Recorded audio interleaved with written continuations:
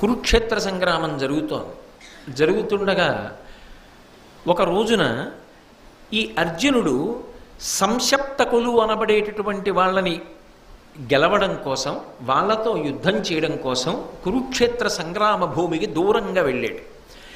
అదే సమయాన్ని అదునుగా తీసుకొని ద్రోణాచార్యుల వారు గొప్ప పద్మవ్యూహాన్ని రచించాడు.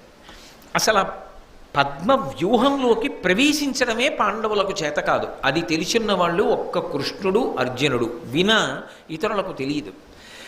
అసలు ఒక సేనాధిపతి యొక్క గొప్పతనం ఎక్కడుంటుంది అంటే వ్యూహరచన చేయడంలో ఉంటుంది. సైన్యాన్ని అలా నిలబెట్టాలి. అలా నిలబడితే అసలు అందులోకి ప్రవేశించడం దుస్సాధ్యం అనుకోండి, తన సైన్యాన్ని తాను రక్షించుకుంటాడు, ఎదిరి సైన్యాన్ని నష్టపరుస్తాడు.